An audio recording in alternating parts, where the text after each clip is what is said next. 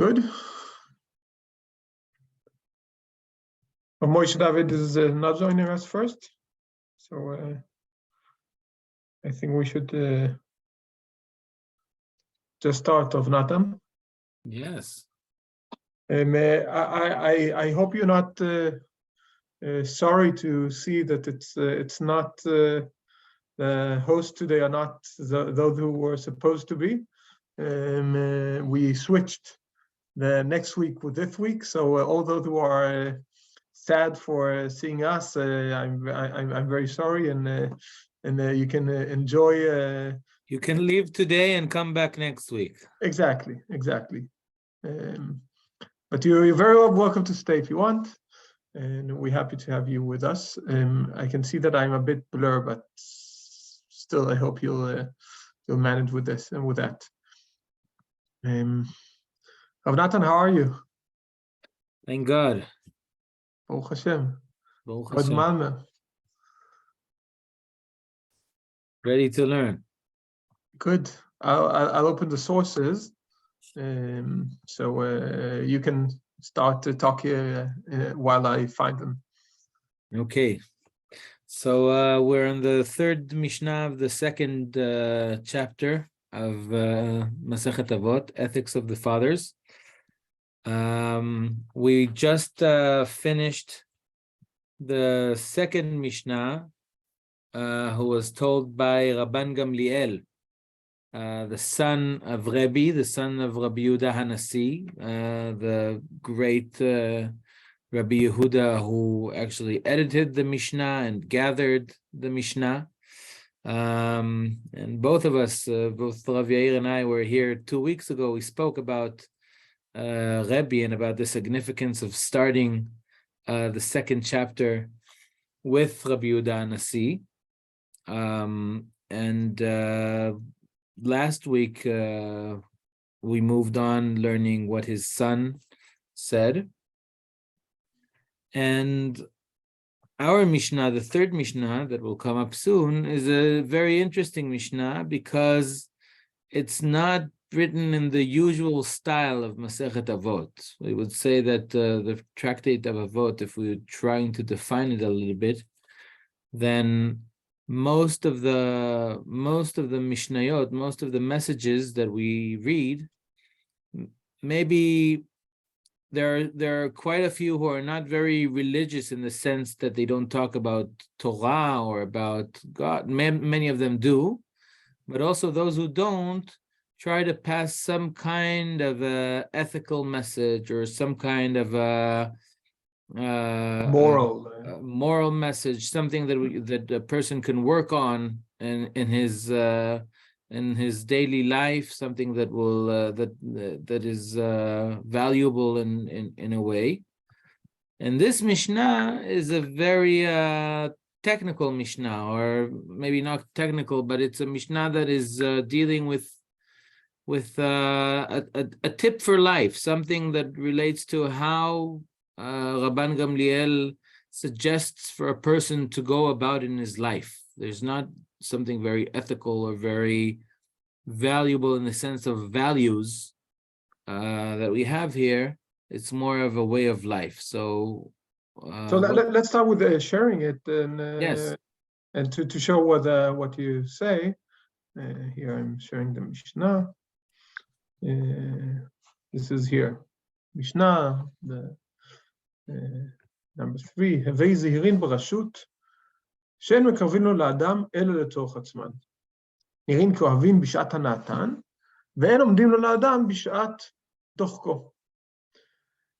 Be careful in your dealings with the ruling authorities, for they do not befriend a person except for their own needs. They seem like friends when it is to their own interest, but they do not stand by a man in the hour of his distress. And I think in so many ways you could, sorry from starting already from the first, second, being political, but I think you can't read this Mishnah and not being political. So it talks about authorities and our connection to authorities. And you could think that this Mishnah is written by a libertarian, how you call a libertarian from the US. Yes, the right phrase. Yes. Libertarian.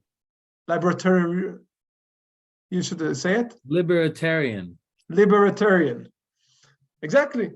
Libertarian, they go around and say that don't trust anyone in the authority. Keep your own money. Authorities should not get anything. It's a very weird Mishnah. I would even say not typical. After we learned how much we need to have a rabbi, then we could with authority, then all of that. Then comes this a weird Mishnah that has we have to deal with and find out. So let's start just to understand in practical level. The beginning is the word the ruling authority is already not clear in Hebrew. It says hevu zehirin barashut. Rashut, we know the word rashuyot. Rashut is someone who owns. We have like rashut yachid and rashut rabim, right? We have like the authority of an individual and authority of the public, and so the word rashut that can have a different opinion. I think almost everyone here approves it. There's no doubt that it means here the ruling authorities of a place. And he started saying, you should be careful. It doesn't say with what. Just be careful with authorities. This is like the Avot Zerim Barashut. And why? Because for they do not befriend a person, it's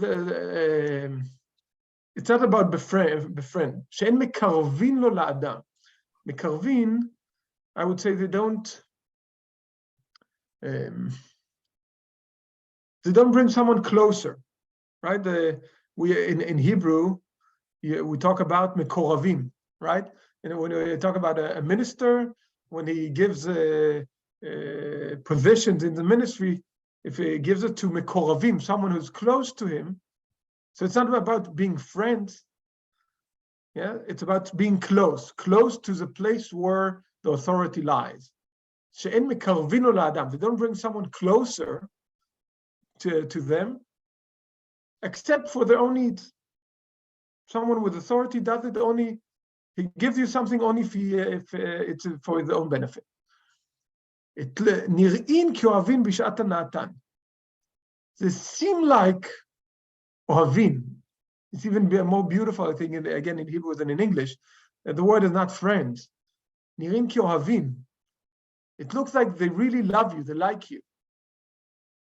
When they have, when it's their own interest, בשעת הנתן, when they enjoy it, when they get something from this relationship with you, but they do not stand by a man in the hour of his distress. And yeah, so this is like, I think you want to add something of Natan for the understanding? No. Is it yes? The words are clear. The words are clear. I agree, but first of all, the question is it right? First of all, why do we say it? Who do we say it to? And like, what's the purpose of such a Mishnah coming here? Maybe my question, and maybe we can also take it out to all the learners here, is what's the value that's trying to be passed here? Or maybe we can ask it like this: what is the most important thing in this Mishnah? What is the most important part of the Mishnah? We want to open it for you too. So if someone of you wants to join, then yes, please. What would be the yes, main... Justin? We have yes. We have two already. Great, Justin. Yes. I'm wondering the context of diaspora. Is it that in the diaspora context you don't trust the authorities? If you have to rely on them, or you not 100% can trust them. Justin, I have like a feeling that also because I know you weren't born in Denmark, right? No. Yes, and would you agree that this Mishnah will suit very well in Eastern Europe? Yes, probably that's why I putting this comment. It's definitely the opposite when you emigrate to Scandinavia, for example, right? Yeah. So not even Jews in diaspora, even every person in Eastern Europe, you will say the same thing. Yeah, I think Russia would be an amazing example for that. People who Putin likes, and then people he suddenly doesn't like anymore, and so on. But with no politics here, of course. But that brings a bigger question. Is it relevant for a place that you can trust the authorities? Is that a general rule? And maybe places that more depend on authorities than others, which I think Scandinavian countries are. The question is, is this relevant to all places? And I want just to say that historically, Rabban Gamliel, the person who probably said the Mishnah, lived in a time where Roman influence was stronger and stronger.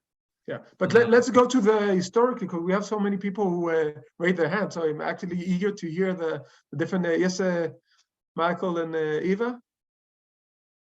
Yes, I think that I understand it that way, that you say be careful. You don't say don't trust them, but be careful, because it can be like that. And if it's a authority, it doesn't mean that you should trust them anyway. And I think it's very relevant also for today in Scandinavia. But this is my opinion. Thank you. But can you just say, Mikael, can you say what value is it talking about? What's the value here? Is it just an important thing to remember about dealing with an authority, or is he trying to pass here a value that we should learn? I think that you should be careful. This is the value, that you don't say that you should not trust them, but be careful, because it can be that way. Maybe. Thank you. Yeah, Mikael? I do see it in the historical context. You said came after Rabbi Yehuda Nasi, and he was famous for his fantastic relation with the Romans, and I think his son points at you should be careful. It could be another way to strangle you, right? We talk about assimilation here. There was such a beautiful relation there that people forget that they were oppressors, and they occupiers, and also culturally after they were not supporters of Judaism. So maybe it should be seen that your father had a special relationship, but be careful. Yeah, this reminds me of the great discussion, the very famous debate of the rabbis about what should we praise the Roman for what they do, right? And some say they're very good, and some say it's all with their interests, and then later all these rabbis get different kinds of death sentences because of if they didn't say the right thing about the Romans. Yeah, Barbara? Where am I? Yes. I think what is to be learned from here is that we should always be careful and observant, and when looking at the power. And as far as I understand, that is what Judaism in general teaches us, to always think for ourselves and to be an independent thinker. Because what I've learned, that even boys in a yeshiva, they are encouraged to question and contradict the rabbi as a way to be independent thinkers. And I think that's extremely important. And also, even us who live in maybe the paradise of democracy, which is Sweden, even in Sweden, we can see that power can corrupt a person. I mean, we also have corrupt ministers, and so this is what I get out of this warning, out of this sentence. Thank you. Thank you. Daniel? Yes, I was thinking about besides the message of being careful, I'm thinking about Rabbi Nathan's question about the value, and I'm thinking that it may be that that the Jewish community has historically been under treated in a maybe in a skeptic way from the authorities, and when being treated or being befriended, to not be under an illusion that it is now in favor, to not fall into that kind of maybe, yeah, not an illusion, but into a feeling that, okay, now everything is good, and then suddenly things can turn bad. So that there should be some type of when dealing with the authorities, that okay, now things are good, but we should still be a bit on the be on the alert. Good, thank you. Yes, I can see there are a few more who want to speak, so we can do it quickly. Rebecca and Michael. Yes, Hey, sorry, Rebecca. Yeah, I'm initially thinking that this makes sense, based on historical context, but I do find it a bit hard to sort of apply to Norway, for instance. Who's the authority? I mean, it's the people. We're living in a democracy. I mean, is it me?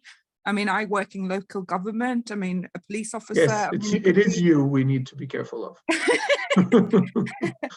Well, the idea is just that it's governed by the people, in all kinds of senses. So I wouldn't walk around in Norway thinking that I should be afraid of authority, but at the same time, we have to recognize that democracies can, in some countries, be quite fragile. And it's in those cases that we need to be kind of wary of, like, who the political leaders are, who we choose to lead the countries, etc. But I do have to admit that it feels like, at least in Norway, it doesn't feel natural to kind of like be suspicious of the authorities in general. So that's just my 2 pence. Okay, thank you. Michael, the last remark, and then we'll take the floor again. Thank you. I think that, first of all, I believe it's quite hard with the translation. There is maybe some not fully accurate when we take it to English, but leave that aside.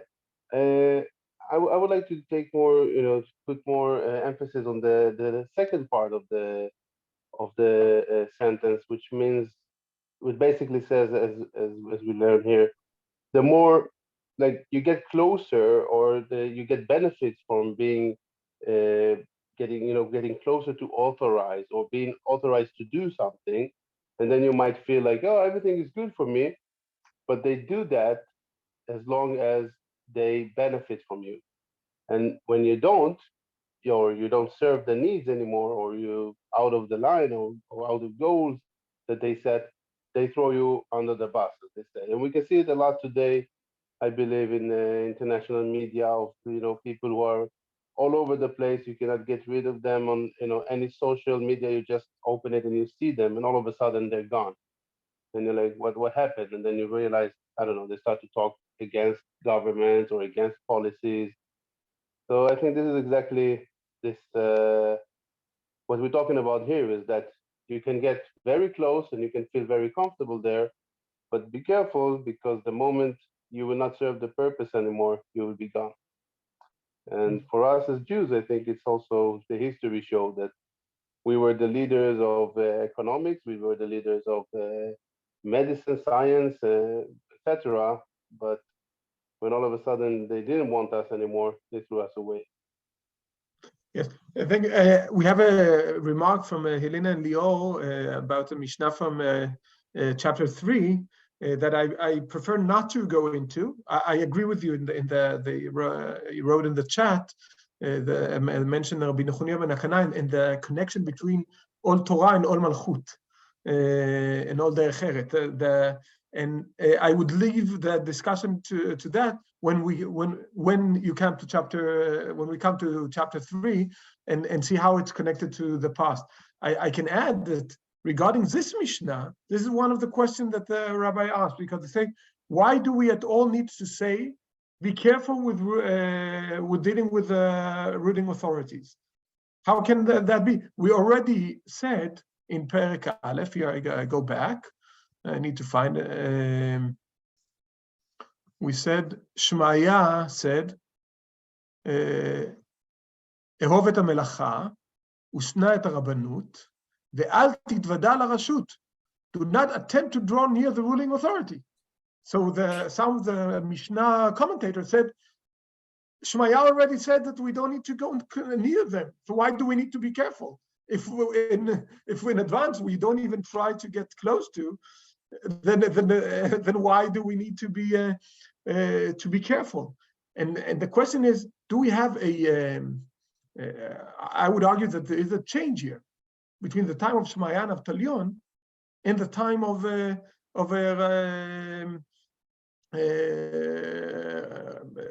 Rabbi Shimon, because we talk about a different we talk about a different period regarding the relations between the Jews and the Roman authorities. In both cases, we talk about the Roman authorities. In Shmaya v'Avtalion, we still have also a kingdom that is connected to the Romans, but it's still an independent kingdom.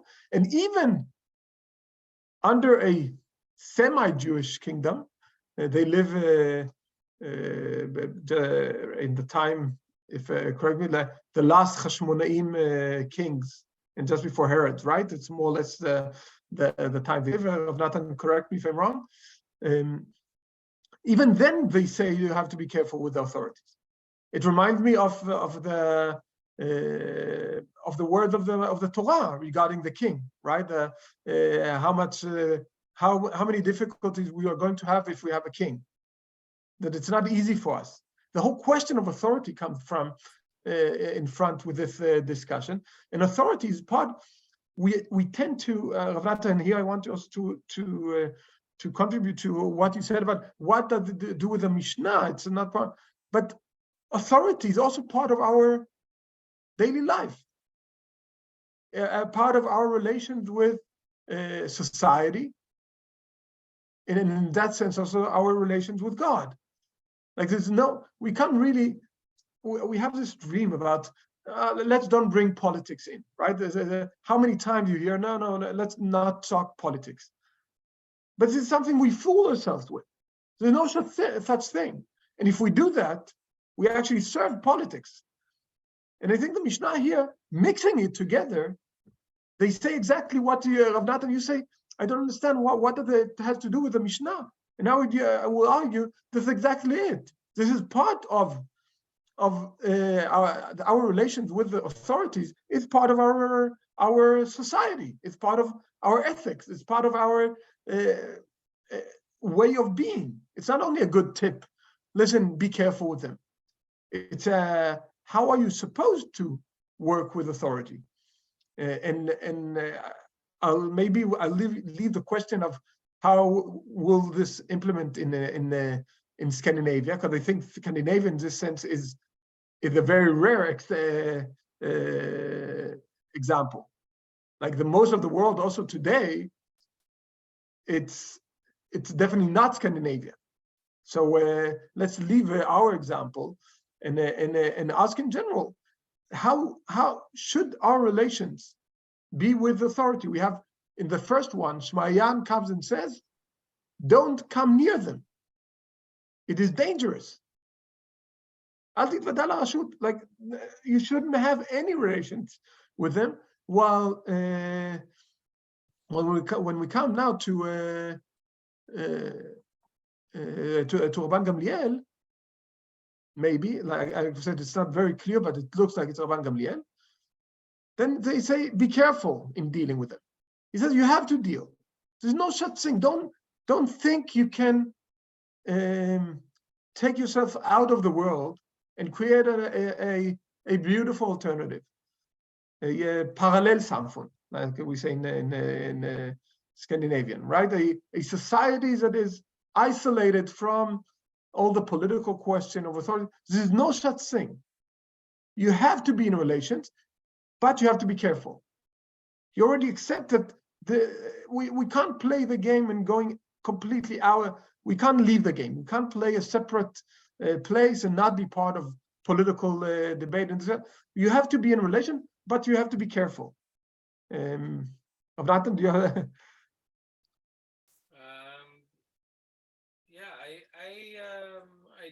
I disagree with you on both parts. Great. On first part, I would say that I think it's very I think it's very distinctive, this Mishnah, also in style. It's an area where Masechet Avot is not so much dealing with, and in that sense, it's very different than Al Titvada L'Rashut. When you say don't get close to authority, it's a statement about how a person should live his life. It's I don't know if it's an ethical or a moral statement, but it's something that directs a person. How should his life look like? Here, it really seems like something that, I don't know, a grandfather would teach his son or his grandson as something useful for life. It's not something that, it doesn't seem at least like something that has a value of itself, or something that even when you say you should deal with politics, that's not what the Mishnah is saying. I actually agree with you about that a lot. I think that dealing with politics and having Jewish views about political issues and about the relationship with each country's politician is very important. But I don't think this is exactly what the Mishnah here is dealing with.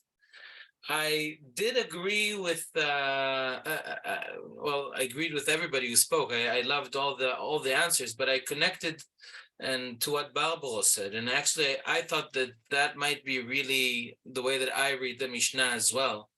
That the main thing here, and here is why I disagree with you on the second part, is that maybe a person in a strong democracy like Scandinavia needs this Mishnah more than other people, because in a different country which is obviously against their citizens or is obviously non-democratic, of course nobody would think of depending on the authority.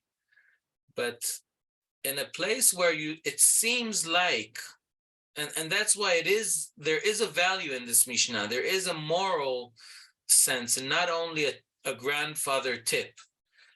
Even in a place where it seems like you can depend, never lose your inner self, never lose your inner value, or the way that Barbara put it, never lose your ability to criticize and to think by yourself. And that, I think, is a moral lesson that is also, we won't get into it, but it fits in the other Mishnayot around us, which is, even if you feel, and I connect to what Rebecca Ktura said, we're not trying, I don't think it's so much, at least here, it's not so much about being suspicious about the authority, but it is understanding that you have to have a stand for yourself. You can't blend in, since authority is so much holding you. The fact that the authority is holding you and it's giving you seemingly all what you need doesn't mean that you can forget about your own values or your own ability to question, because it has an interest. An authority, as an authority, has an interest to hold the group together. And letzorich atzman, for their own needs, it doesn't only mean the king that wants money from his citizen. It also means the government is thinking about the big picture, about the government and about the society, about the country. And when that happens, then sometimes, and maybe in stronger democracies, it happens more often, the individual has less place of expressing what's special about them. And sometimes he is threatened, or she is threatened, not by corruption, but by actually inclusion. And yes, but I do, excuse me, Rav Natan, could you be a little bit more specific about that, because it rings really a bell, this being dependent on the government in Sweden, but or in Scandinavian countries, but at the same time, in what way, when you come from the outside, at what way do you think that what is hitting you with this dependence? What is really like damaging dependence that you can see in more specific? I can say very clearly. I'm sorry, I interrupt. I've lived in Denmark and Scandinavia a bit more years than Rav Natan, and I can say, I would say it goes a bit out of the Mishnah, but it's fine, because the Mishnah also touches the whole idea of authority and the relations with authority. So we can also go a bit out of the direct words of the Mishnah. And a very good example is what I want to talk about, why I disagree with you and why I agree with you, Rav Natan. The last word here, but they do not stand by a man in the hour of his distress, in the hour of his need. The whole idea of the Scandinavian society is a very strong social net, right? That those who are poor or in need or in special needs, that they're being taken care of, elderly and disabled, and all of these people who are people in distress, people in need, they're taken care of. So in theory, this is exactly, here I disagree with you, Natan. It's very clear that the Mishnah here is not relevant for us here, because we see in Scandinavia, with no interest, the state gains nothing from helping I remember when my grandmother, she had a problem breathing in her Alea Shalom, my grandmother, Lilian Melchior. She had problem breathing during the night, and she used to sleep with a mask. And the Danish government paid for two people. They had like almost two full-time people, where all their job was sitting next to her to make sure that the mask is still on her face. The Danish society didn't gain anything from it. It was only an expense, a huge expense for an old lady who is not going to contribute anymore to society. She's in a wheelchair the whole day, and the only people that are happy with her is her family, who can still give her a kiss when they come to visit. That was it. So, and even then, the state comes and is standing by her in the time of need and distress. But the other side lies, where I think that it's definitely it's an opening for the whole question of social democratic system, can see, and again, I'm sorry that I will give the same example, but from my other grandmother. My other grandmother was in an old age home. I'm sorry that it makes it so personal. And she was completely with dementia, completely didn't recognize anything. She just sat and stared in the wall the whole time. And in her department, it was an amazing department where she was treated very well. But they were amazed, and they came to my mother. My grandmother was there, I don't remember, 3, 4, 5 years.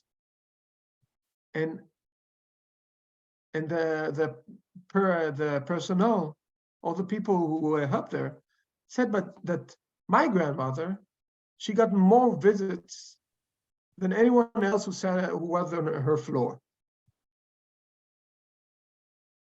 And my grandmother's children, all 3 of them, lived outside of Denmark. But she got more visits, much more visits, by her children than any of the others who lived there. And why was that? Because in Scandinavia, we created a society that takes this instead of our own responsibility. And I think this is what Natan, in a way, went towards. And even if not, then I will say it. That if you outsource the responsibility and saying you don't need to take responsibility of your life because someone will take care of you, then you lose something too.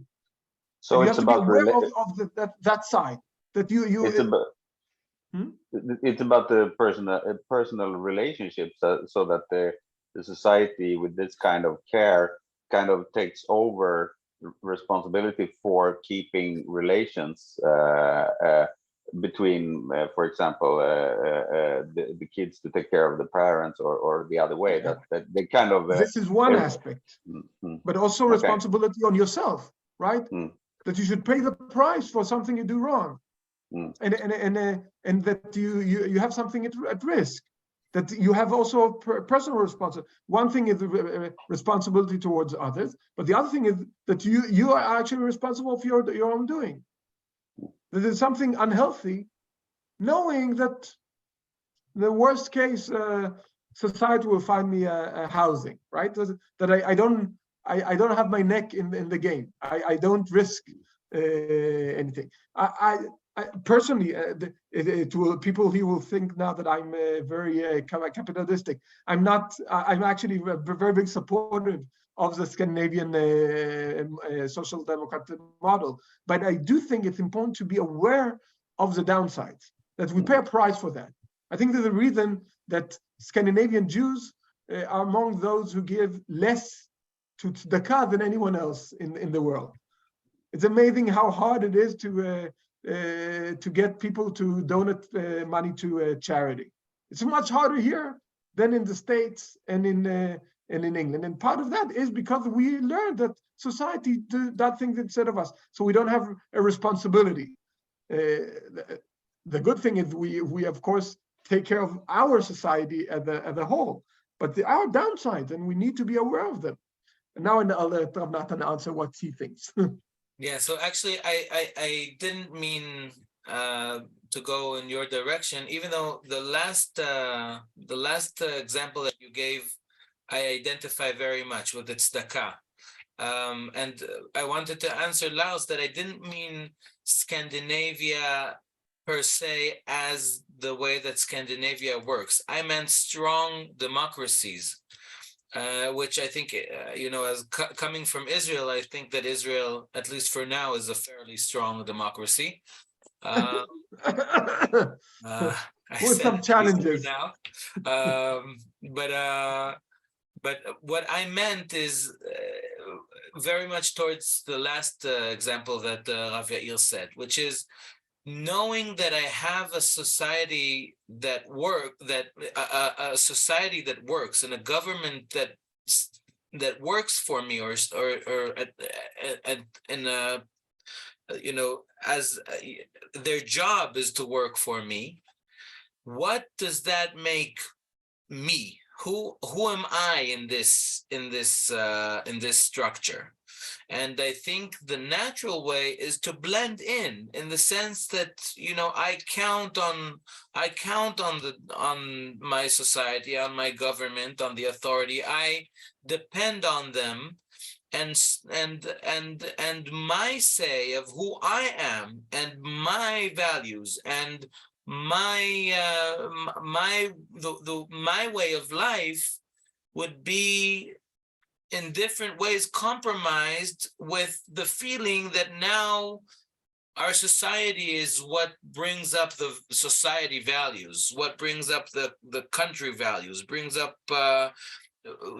our values as a society. And maybe what the Mishnah is trying to tell you is that, there's one thing to belong to society and to have society customs and society ways of life and all of this, but when you talk about the authority, make sure that you're staying in what is your own mind also. What is your own values? Where are you? How are you not blending in, but having an ability to question, having ability to have a different perspective, to have a different opinion, and also to stand before values or stand up for values that you think are not expressed, and maybe things that are supposed to happen differently. And that's what I meant. I meant more in a general way, but I think it's crucial, and that is really, in my eyes, a Jewish value. Also within Judaism, what Balboa mentioned about questioning and about we accept the authority of the rabbis, but we must understand that it's up to us. In the end of the day, it's up to us, and we have to stand firm on who we are and our relationship with God, with the text, with each other. We can't depend only on the overall society. Yeah, I want to something that Barbara said in the start, saying that you also can look on. I'm sorry, Barbara, that you became this. No, great, because you came with a great interpretation. That also that we need to think on authority on a lower level, right? Not only the level of the government, but also in the level of a rabbi and students, and in a way. Maybe if I'd be very creative, and definitely not the pshat. It's not a simple meaning of the text, but maybe we can take that and take it to another level, saying that we need to be careful when we have authority. That barashut is not only mipnei harashut, be careful from it, but when we are in any position of authority, we need to be careful not to act this way. That when we have the power, because usually in the rashut, people bring closer someone that they can use.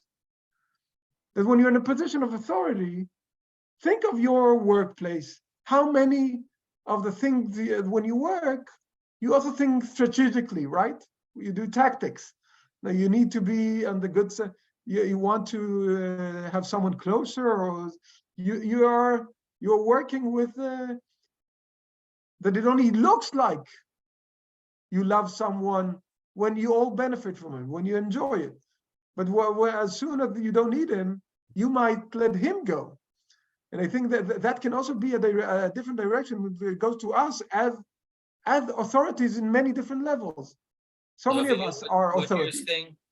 What you're saying is amazing. I think it's so true, and it throws me to something that I heard once as I went to a group of parents to try to study how to be a better parent in one of the ways. And they said there, just think of how many times you're saying the word no. And they said that research shows that one of the most heard words of children from their parents is no. Just think about it, that this is the word that they hear almost the most. And they said, think of all the places that you say no. How many of them are truly for the benefit of the child? And how many of them are for your benefit? So you won't have to get troubled with I don't know what, and you won't have to trouble yourself with this. And I was shocked. I was shocked, and I felt that it is such a calling for directing yourself again. Like I love my children, and I hope that I am a good father. But in that sense, I somehow I'm corrupting my authority, because truthfully, if I'm trying to be truthful for myself, not all the no's that I'm giving to my children are because just because for their own sake. And so as a parent, I think it's such a huge lesson what you're saying here. Thank you. As a parent, but as a parent and as someone in society, I said everywhere. I agree completely as a parent, but I feel it in an office and in definitely in my role as a rabbi, that this is something that you have to be sensitive about. Be aware. Look, in this relation, do you do it? Do you bring someone closer because of what you will gain? Yeah. Yes, Barbara? I would just like to interpret the word authority in a more maybe not so formal way. And it was your comment, Jair, that made me think of a situation that I think all of us have been in. You can be in a group of, say, friends of 5, 6, 7 people. You could even be the same age. Nobody has any specific status or so, but then there is one of the persons, the members of the group, is maybe very sure of himself, talks all the time, doesn't let anybody else say his word, and is sort of forcing his will or her will on the others. And that's also a kind of authority, however informal.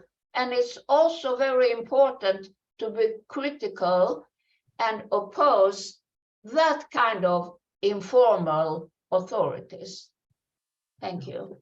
Yeah, Thank you. but And I just want to add that the word rashut actually in Hebrew, it is authority, but we also use it for permission. When I say I give you the rashut, I give you the permission, it's like the small authority or the small stand.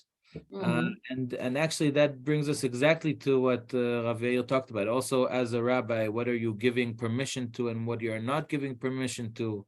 As a parent, what you're giving permission to and what is not. So here we see also a connection in Hebrew about two different meanings of a word that connect beautifully in this context. And if you add rashut, it's like when you say permission, it's connected to rashut yachid, right? My domain. Rashut is our domain. Rashut yachid, rashut rabim, the private domain, and here Evuzaim barashut can definitely be like look within your domain.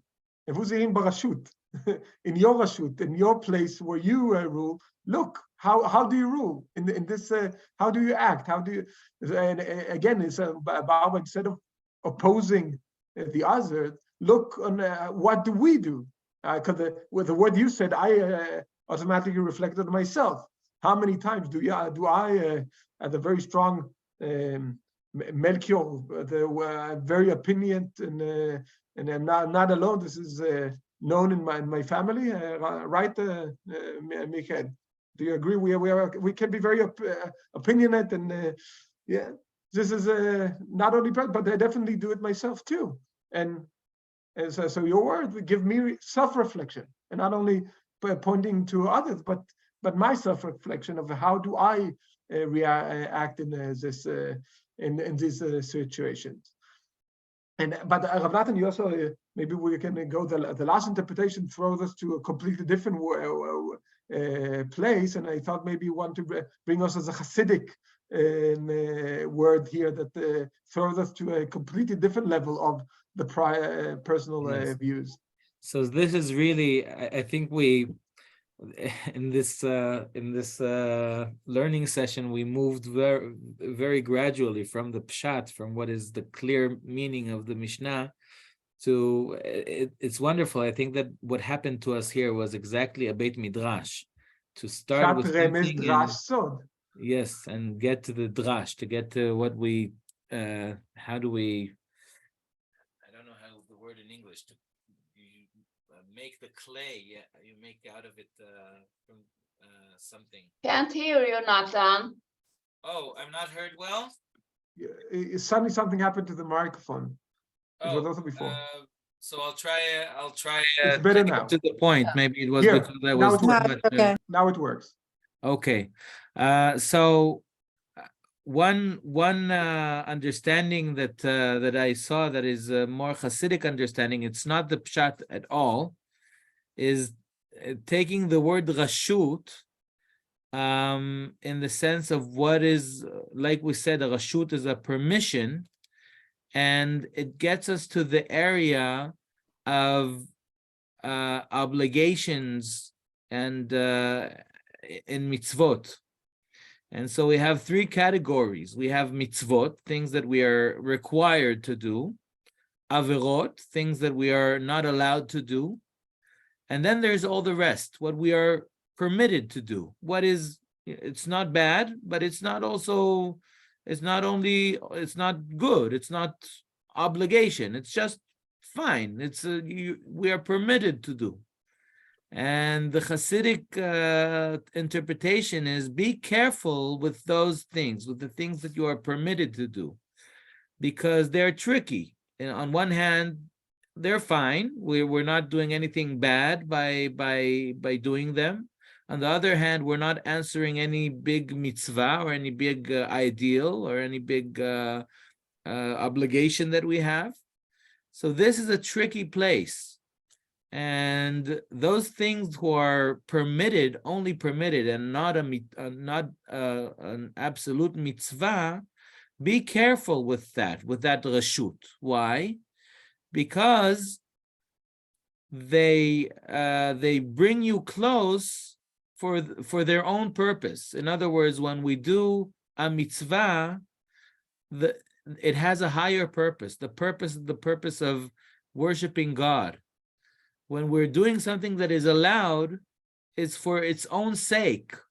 It's not for the sake of a mitzvah. It's not for the sake of God. And Can therefore, you give an example, Natan? I'm not sure. I will give a simple example. There's a very famous rabbi who in the Talmud, he thought that it's better to do mitzvot without obligation. He was blind, and he said, in the start, he thought that it was better to be exempt of a mitzvah and do it even though you're not obligated. Because this means you do it from your heart, from your what. And then they came to understand, it's better to be obligated and do it than not being obligated and do it. We think that it's better to do something even though we're not obligated, that we do something here, we are giving, we're choosing, we don't have to do it, we do it as voluntarily.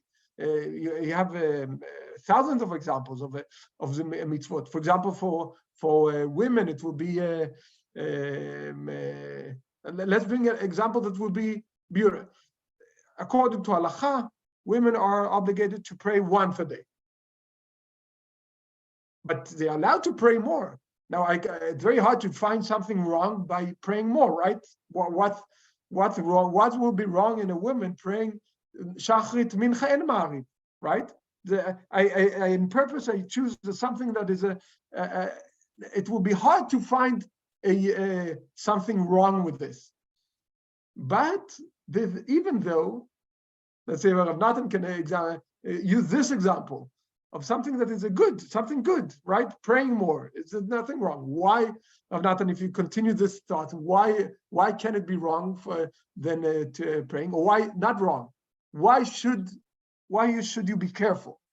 So in my Hasidic view, it's a problematic example because I think that many times doing a mitzvah, if you're not obligated, it's a good thing, even though you're not. Of course, someone who is obligated to do a mitzvah and does it is bigger. So either you finish your line of thought, but my example is just simple things like reading a book. You know, I'm having pleasure from it. I'm having a good time with it. It's not a holy book. It's not something bad, but I'm doing it for my own sake or for the sake of the action itself. I'm not doing it for a higher cause. When I read Torah or when I read Masechet Avot, I could have pleasure from it. I could not have pleasure for it, but the sake of reading is for a higher cause, and therefore it is serving the higher cause. It brings me higher.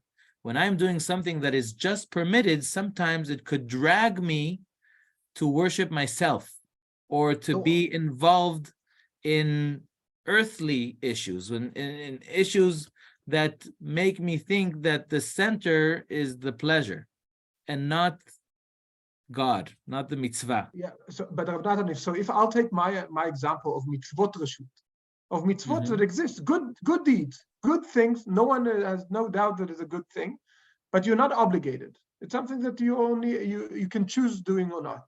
And here, the idea of being careful with this mitzvot reshut is the question: do you do it for yourself, or do you do it for the sake of God? If a woman chooses to pray more than what she's obligated, does she do it really from a pure? And I'm sorry I took an example of a woman, but it's because it's something I believe women should take upon themselves. It's not something that I'm against. I think it's a good thing a woman takes upon herself. So it's not, I don't talk against it. But when you do something that you're not obligated, then you are the one to choose. It puts you in a different position. It means there's a good side of that. Wow. You are choosing, you're taking responsibility. But it can also be, I know better, because you choose what you do. And then you need to be careful. Like, there's a fine line that you need to be very clear. Do you really do it because it is the right thing to do? Or do you do it for yourself? Do you do it to feel righteous? So I do extra, I take mitzvot that I'm not obligated. Even though I live in the diaspora, I do mitzvot that are only relevant in Israel. I try to take extra measurements that are not obligated. Doing a mitzvot reshut, do I do it really because it's the right thing? Or do I do it letzorech atzman, to feel good with myself? And this is more, this fine line is harder when it's something that not obligated. It's not obligation. When it's something that you're not, you don't have to do, then this fine line, suddenly you need to be more careful and look and be very, very specific and careful. I really think that there's something about it. Michael, well, I want, please, Michael. Well, you took the words out of my mouth, because when Rav Natan started, it was. I think very much in our days you have, I say, people who suddenly get into to being Jewish, and then they start taking upon themselves all kind of things which are not necessary, but more keeping all kind of things in a stricter way than obligated, which I'm very much I can say against. I don't like, and I think it's like Rabbi Jair said, this is very problematic. That are you worshiping yourself or are you worshiping God? So okay, so I don't want to elaborate more since you went in there. And Rav Natan, I will give you the last word. We are to the finishing. So I will just say that I think it's a very important question. Am I worshiping myself or am I worshiping God? And that is a general question that, of course, comes also into mitzvot. But please, if any of you have an urge to do a mitzvah, first do the mitzvah and then check. Amen. Good Good. evening. Thank you very much for all who joined. Yes. Good evening. All the best. Shabbat Good tov. evening. Thank you. תודה רבה. תודה רבה. להתראות. Thank you. Ciao. תודה רבה.